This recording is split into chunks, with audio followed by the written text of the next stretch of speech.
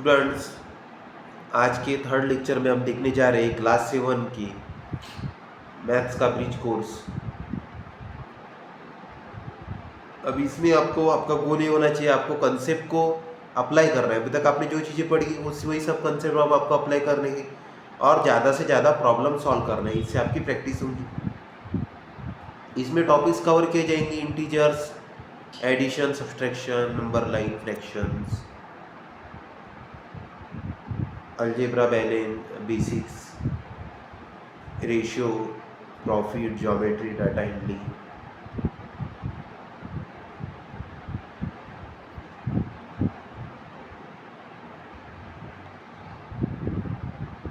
तो हम पहला टॉपिक देखने जा रहे हैं, व्हाट आर इंटीजर्स।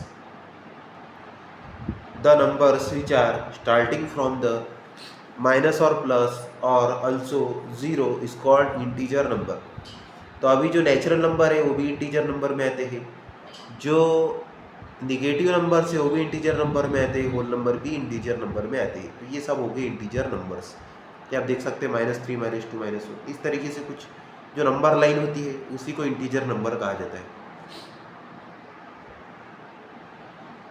ये आपको रियल लाइफ में देखने को मिलते हैं, टेम्परेचर में, लीप में। नंबर लाइन राइट साइड में क्या होते हैं, पॉजिटिव, लेफ्ट साइड में नेगेटिव, ये आप पढ़ चुके हैं।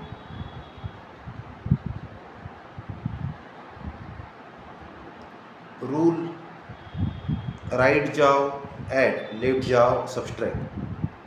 अब आप जब राइट जाएंगे तब वहाँ पे क्या होंगे, सभी के ऐड होंगे, यानी नंबर्स ऐड होंगे। और जब आप लेफ्ट साइड में जाएंगे तब वो क्या होंगे, उतने छोटे होते जाएंगे। यानी मैं आपको एक एग्जांपल के तौर पे एक लाइन ड्रॉ करके बता देता हूँ। देखिए, एक लाइन मैंने ड्रॉ कर दी। यहाँ पे था 0, यहाँ पे होगा 1, यहाँ पे होगा 2, यहाँ पे होगा -1 और यहाँ पे होगा -2, यहाँ पे होगा -2। तो 1 2 3 यानी नंबर क्या होता जा रहा है, यहाँ पे नंबर क्या होगा, ग्रेटर देन, जी लिख देता हूँ मैं। और यहाँ पे नंबर क्या होगा, लेस देन, एक लिख देता हूँ। यानी आप राइट हैंड साइड में जितना आगे जाएंगे उतना क्या होगा, नंबर ग्रेटर देन होगा, और लेफ्ट हैंड साइड में आप जितना आगे जाएंगे उतना नंबर क्या होगा, लेस देन होगा। और आप राइट हैंड साइड में जाएंगे तो नंबर क्या होंगे, ऐड होंगे, एक के बाद एक नंबर ऐड होते जाएंगे। और जैसे आप लेफ्ट साइड में जाएंगे वैसे नंबर छोटे हो रहे हैं, यानी नंबर क्या होते जा रहे हैं, कम होते जा रही है। उसकी क्वांटिटी क्या होती जा रही है, कम होती जा रही है।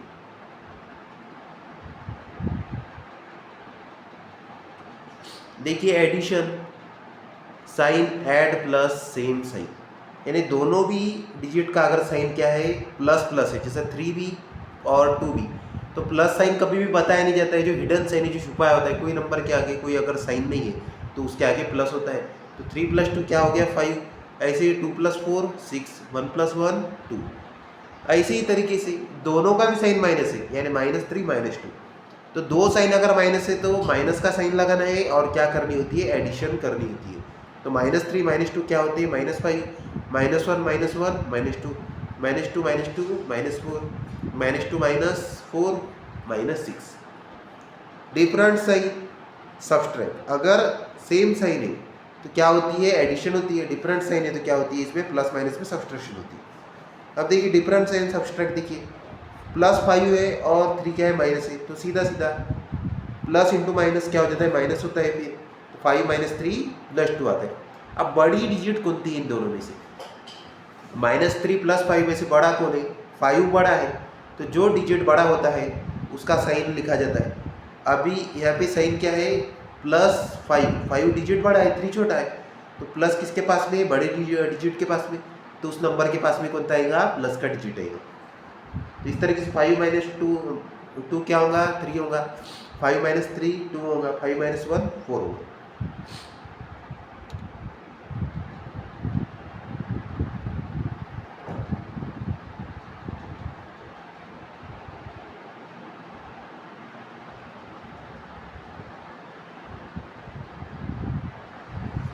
Subtraction, change sign and add.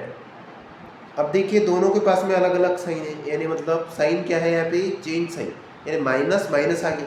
अब माइनस इंटू माइनस, ये आपको याद रखना है, जब दो माइनस माइनस का मल्टीप्लाई होता है आपस में। मैं आपको ये भी लिख के बता देता हूँ, माइनस × माइनस। कभी भी माइनस माइनस का मल्टीप्लाई होता है तो क्या आती है उसकी वैल्यू, क्या आंसर आएगा आपका, प्लस आएगा। और माइनस इंटू प्लस अगर होता है तो आपका आंसर क्या आएगा, माइनस इंटू प्लस माइनस या प्लस इंटू माइनस माइनस। ये बात आपको याद रखनी है। तो 5 माइनस ऑफ -2 तो क्या होगा, माइनस इंटू माइनस प्लस, 5 + 2 7। अगला है फ्रैक्शंस एंड डेसिमल्स, मल्टीप्लीकेशन है इसमें। 1/2 इंटू 3/4। पहले स्टार्टिंग में मैं आपको बताया था जब फ्रैक्शंस का मल्टीप्लाई होता है तब क्या होता है, न्यूमरेटर न्यूमरेटर का मल्टीप्लाई होता है, डिनोमिनेटर डिनोमिनेटर का क्या होता है, मल्टीप्लाई। तो 1 3 = 3, 2 4 = 8, तो आंसर क्या आता है 3/8। इस तरीके से डिवीजन में क्या, फ्लिप सेकंड फ्रैक्शन। अब डिवीजन देखेंगे हम, देखो डिवीजन में मैंने आपको बताया क्रॉस करना है, ये भी मैं और एक बार आपको लिख के बता देता हूँ। 1/2 डिवाइडेड बाय क्या है, 3/4, तो दोनों का क्रॉस होगा, इसका इससे क्रॉस, इसका इससे क्रॉस। तो 1 4 =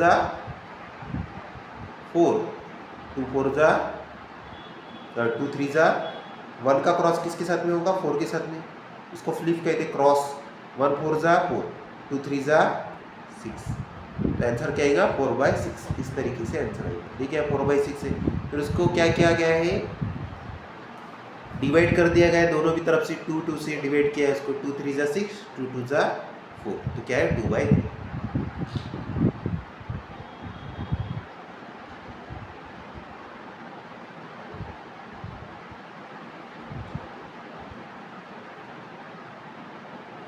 रेसिप्रोकल लिखा है, रेसिप्रोकल का मतलब होता है उसका उल्टा कर देना। अब ये रेसिप्रोकल का हमको कोई फिलहाल में काम नहीं है इसमें, क्योंकि वो डिविडेंड और कंपोनेंट मेथड होती है, वो आगे अगर आएगी तो हम उसको भी देख लेंगे। देखेंगे यहाँ पे अभी algebra basics, expression, numbers plus variable. Example, इसके नंबर्स और वेरिएबल दोनों साथ में होंगे तो क्या बनती है, इक्वेशन बनती है, और इस इक्वेशन को कहा जाता है लीनियर इक्वेशन। देखिए दो टाइप के इक्वेशन तो आपको देखने मिलेंगे, एक होगा लीनियर, एक होगा क्वाड्रेटिक। मैं दोनों में फर्क बता देता हूँ। एल यानी क्या होती है, लीनियर, 2x + 3 यानी कोई भी एक वेरिएबल है या दो वेरिएबल, ऐसे वेरिएबल्स आपस में x + 2x + 3x ऐसे कभी भी है, ये सब क्या होती है, लीनियर इक्वेशन। सेकंड एक मैं आपको क्वाड्रेटिक इक्वेशन बताता हूँ। क्वाड्रेटिक इक्वेशन यही होगी, इसके अलावा कोई क्वाड्रेटिक इक्वेशन नहीं होती। क्वाड्रेटिक इक्वेशन में चाहिए x² प्लस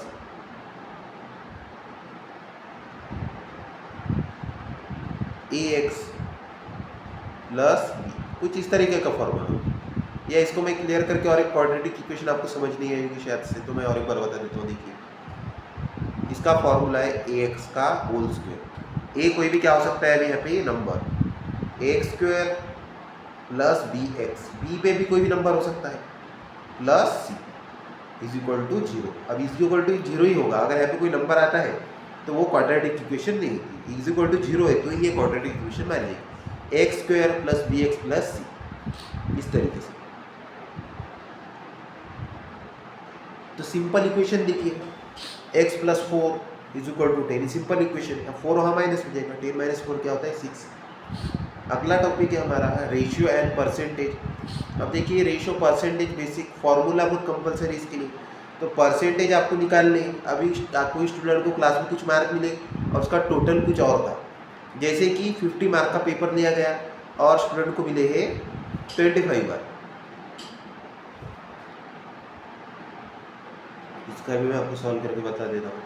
देखिए ऑक्टेन मिले कितने हैं उसको, 25 मार्क, पेपर कितने मार्क का था, टोटल कितनी चीज़ थी, कोई भी चीज़ रहने दो, जितना टोटल था उसमें से आपको कितना मिला, यानी मतलब कितने % में आपको चीज़ मिली है, मल्टीप्लाई बाय 100।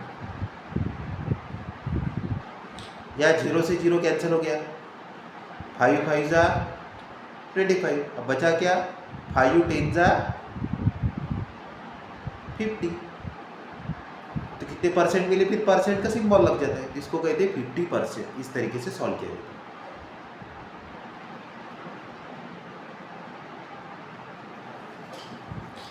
तो 20 आउट ऑफ 100, तो 20 में मार्क मिले आउट ऑफ 100 में से, अभी 100% टोटल होता है, उसके ऊपर में कोई परसेंट होता नहीं है 100 के ऊपर में, यानी जो एक्यूरेट वैल्यू है परसेंट की टोटल की वो होती है 100%। अब टोटल मार्क्स अलग हो सकते हैं, लेकिन जो आउट ऑफ परसेंट होता है तो वो 100 होता है। 20 आउट ऑफ 100, 20%। अब यहाँ पे रियल लाइफ एग्जांपल्स, मार्क मिले कोई बच्चे को 80 आउट ऑफ 100 में से, तो क्या होगा, मल्टीप्लाई बाय 100 करना होगा। 80 अपॉन 100 मल्टीप्लाई बाय 100, 100 से 100 कट गया तो क्या बचेगा 80%। अब कोई चीज़ है फॉर एग्जांपल 100 रुपीज़ की कोई चीज़ है और 20% उस पर डिस्काउंट है, तो कितनी गिरेगी वो, 100 रुपीज़ की चीज़ है 20% डिस्काउंट, तो 100 का 20% क्या होगा, फिर 20 होगा, क्योंकि टोटल एवरेज कितना होता है 100 का होता है। 100 माइनस 20 क्या होता है 80। परसेंटेज में सबसे आखिरी का डिजिट क्या होता है 100 आउट ऑफ 100। देखिए profit and loss, basic formula से profit is equal to SP minus CP, loss is equal to CP minus SP, यानी उसका उल्टा। सीपी का मतलब होता है कॉस्ट प्राइस, एसपी का मतलब होता है सेलिंग प्राइस। तो आपको प्रॉफिट निकालना है तो आपको क्या करना पड़ेगा, सेलिंग प्राइस को माइनस करना होगा कॉस्ट प्राइस से। सेलिंग प्राइस मतलब आपने बेची हुई और कॉस्ट प्राइस है ना आपने खरीदी हुई। जैसा मैंने कोई बुक लाया 100 रुपीज़ की, तो ये मेरी क्या होगी कॉस्ट प्राइस। अब मैं उसको किसी को बेच रहा हूँ 150 रुपीज़ की, यानी सेलिंग प्राइस 150, तो 150 माइनस 100 क्या होता है 50। ये भी सॉल्व करके मैं आपको बता देता हूँ। एक बुक मैंने लाई थी, सीपी है उसका 100 और सेलिंग प्राइस होगी उसकी 150, 150 की वजह उसको बेच। फॉर्मूला क्या है प्रॉफिट का, देखिए एसपी माइनस सीपी, तो 150 माइनस 100 कितने हो गए 50 होगी। इस तरीके से सॉल्व होता है। वैसे ही लॉस है, कोई चीज़ अभी फॉर एग्जांपल मैंने खरीदी 200 रुपीज़ की, ये थी मेरी कॉस्ट प्राइस। सेलिंग प्राइस मैंने उसको बेच दी कितने की 100 रुपीज़ की, तो 200 माइनस 100 तो मुझे कितने का लॉस हुआ, यानी 200 की खरीदी और 100 की बेची, तो 100 रुपये का मुझे घाटा हो गया, तो इसको लॉस कहते हैं। एग्जाम्पल देखिए यहाँ पे प्रॉफिट बाय ₹50, 50 की चीज ली 70 की बेची, कितने का प्रॉफिट हुआ 20 रुपये का। 50 की चीज़ खरीदी 40 की बेची, तो कितने का लॉस हुआ 10 रुपीज़ का। ये रुपीज़ का सिंबल ही लगाना है आपको, जब भी आप ये मनी के बारे में कुछ भी पैसे लिखते हैं तो ये रुपीज़ लगाना होता है। रियल लाइफ में काम में आता है, शॉप में, बिजनेस में, डेली बाइंग सेलिंग चीज़ों में। ज्योमेट्री देखिए, नेक्स्ट टॉपिक है हमारा लाइन्स एंड एंगल्स। तो लाइन्स कौन सी है पैरेलल लाइन्स, और अगली होती है इंटरसेक्टिंग लाइन। अब यहाँ पे पैरेलल लाइन्स में नेबर मीट लिखा हुआ है, लेकिन वो लाइन पैरेलल लाइन्स क्या है कभी मिलती नहीं है। जैसे पैरेलल लाइन्स है नहीं, ये एक लाइन है, इसके नीचे एक लाइन, तो जो लाइन कभी आपस में अपने आप को यानी मतलब इंटरसेक्ट नहीं करेंगी दूसरे लाइन से, तो इसको क्या कहते हैं पैरेलल लाइन। तो ये लाइन चाहे कितनी भी आगे चली जाए ये आपस में कभी नहीं मिलेगी।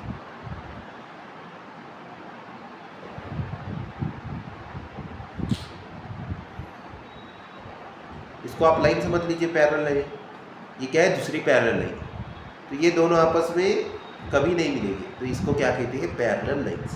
The lines which are not meet which each other is called parallel lines. और एक बार डेफिनेशन बोल देता हूँ, the lines which are not meet with each other is called parallel lines. अगला देखिए इंटरसेक्टिंग लाइन। इंटरसेक्टिंग लाइन्स क्या होंगी क्रॉस, ये दोनों के बीच में क्या होगा इसमें क्रॉस होगा। कुछ ये अब ये रे मैं बता रहा हूँ, लेकिन इतना परफेक्ट लाइन ड्रॉ नहीं होती है, इसके लिए मैंने रे बना दी, वापस में मैं लाइन बना देता हूँ। देखिए ये लाइन है, ये लाइन है, दोनों लाइन आपस में मिक्स हो गए, मिल गए, इसको कहते हैं इंटरसेक्टिंग लाइन।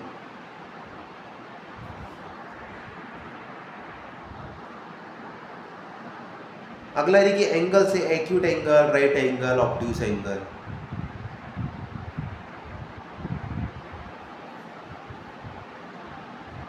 तो ये भी मैंने प्रीवियस लेक्चर्स में पढ़ा दिया है। देखिए पेरीमीटर एंड एरिया।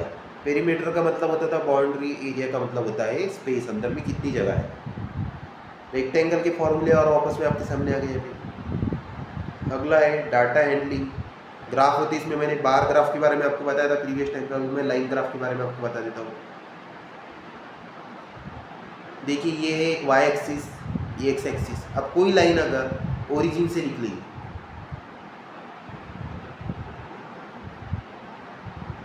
कोई लाइन अगर ओरिजिन से निकलती है तो इसको क्या कहते हैं, लाइन ग्राफ। या स्ट्रेट निकलती है ऐसी, तो ये जो लाइन जिसमें बताई जाती है जिस ग्राफ में, इसको क्या कहते हैं, ऐसी इसको कहते हैं लाइन ग्राफ। और उसमें और दो टाइप है, यूनिफॉर्म, नॉन यूनिफॉर्म, वो भी हम अगले लेक्चर्स में देखेंगे। मार्क्स, अटेंडेंस, सेल्स कहाँ पे काम में आती है, ये मार्क्स देने में काम में आती है, अटेंडेंस लगाने में काम में आती है, और सेल्स के मतलब शो करने में काम में आती है कि कौन सी चीज़ ज़्यादा बिकी, कौन सी चीज़ कम बिकी, किसको मार्क ज़्यादा है, किसको मार्क कम है, किसके अटेंडेंस ज़्यादा है, किसके अटेंडेंस कम है, इस तरीके से। अब देखिए ये इंटरप्रिटेशन, सबसे बड़ा वैल्यू, सबसे छोटा वैल्यू, डिफरेंस क्या है। तो अभी इंटरप्रिटेशन का मतलब दो वैल्यू, दोनों में क्या है, डिफरेंस। तो डिफरेंस निकालने के लिए क्या करना होगा, दोनों को माइनस करना होगा। जैसे 10 और 5, 10 बड़ी वैल्यू है 5 के सामने, 5 छोटी है, 10 माइनस 5, डिफरेंस कैसे निकलेगा, 10 माइनस 5 यानी क्या होगा, 5। इसको इंटरप्रिटेशन कहते हैं।